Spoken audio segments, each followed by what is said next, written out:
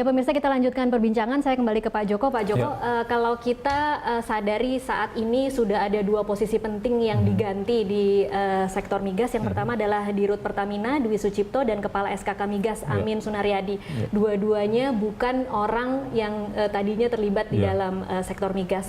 Orang yang benar-benar di luar bisnis ini, dan kemudian diharapkan bisa melakukan reformasi. Kalau Anda melihatnya ini sebenarnya sesuatu yang kita bisa berharap optimis bahwa mereka akan melakukan reformasi, atau justru akan butuh waktu lama karena mereka tidak begitu mengenal industrinya? Jadi begini, mungkin barangkali karena kepercayaan masyarakat terhadap sektor ini besar begitu ya, dan beberapa waktu yang lalu dianggap banyak mafianya begitu. Jadi pemikirannya adalah udah orangnya juga harus diganti semua. Mungkin seperti itu. Karena apa? Apapun nama lembaganya, sebaik-baik sistemnya, kalau orang-orangnya tidak baik, ya tidak baik juga begitu loh. Akan mencari sela-sela di mana bisa bermain begitu ya. Nah, sehingga memang seperti itu. Jadi diganti semua. Jadi nantinya memang akan semuanya diganti. Ya, sekarang kan sudah diganti semua kan, menterinya, sekjennya, kepala SKK, Dirut Pertamina, ketua Komisi 7, itu kan semua udah di ini semua begitu loh. Nah, untuk supaya siapapun orangnya, pertama kita anggap udah bersih begitu ya. Iya. Kemudian sistemnya juga harus ditutup serapat-rapat, jangan sampai ada celah-celah orang untuk bermain begitu. Oke. Kalau bicara untuk menutup sistem, artinya kita harus bicara lagi ke revisi Undang-Undang Migas. Betul. Sebelum ke sana, kita harus tahu persis, kita evaluasi, tim ini akan mengevaluasi dari hulu sampai hilir bagaimana proses bisnisnya. Oke. Setelah kita tahu proses bisnisnya, di mana lubang-lubangnya begitu, kemudian lembaganya juga harus bagaimana, kemudian proses perizinan juga seperti apa, semua ini nanti dituangkan ke dalam revisi undang-undang. Nah, karena dasar hukumnya adalah undang-undang itu sendiri.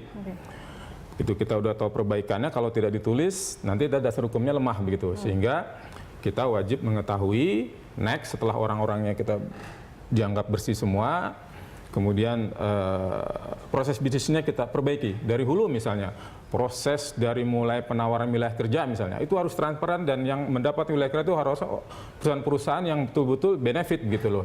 Artinya apa? Bonafit. Kemudian karena kan di migas ini padat modal, biayanya tinggi sekali.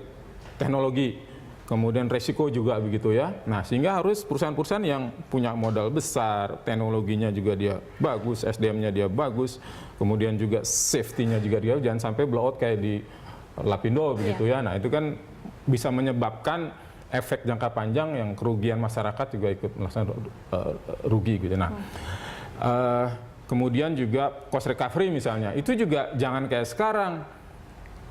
Berapapun kita nggak bisa kontrol, dibayar oleh negara 100% lagi.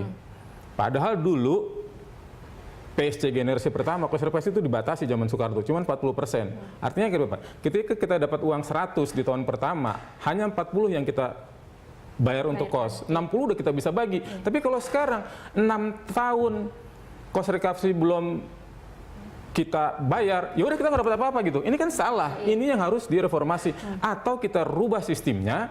Karena Undang-Undang Migas sebetulnya sudah mengatakan semua biaya ditanggung kontraktor, gitu loh.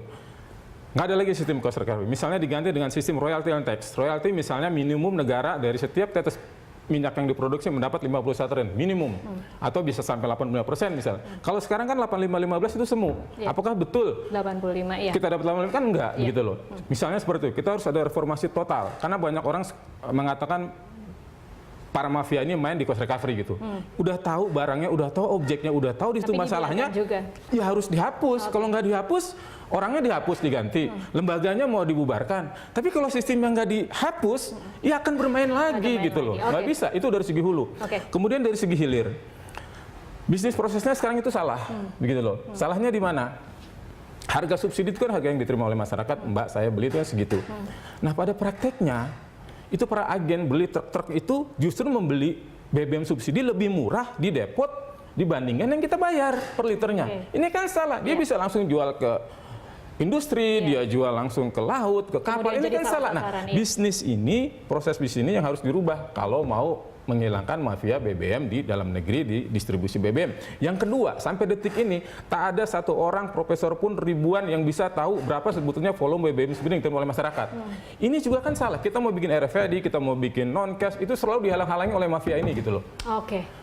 Sebetulnya yang harus dibayar subsidinya oleh negara adalah yang diterima masyarakat, bukan yang keluar dari depot. Iya. Keluar dari depot itu bisa diselundupkan, dilarikan ke kapal, dilarikan ke industri. Itu negara bayar. Ini kan salah gitu loh. Oke. Nah ini yang harus dirubah sistem ini gitu. Kalau nggak dirubah ya akan begini terus. Oke, baik Pak Joko ditahan dulu, nanti kita masih Oke. ada segmen terakhir. Pemirsa tetaplah bersama Prime Time Talk.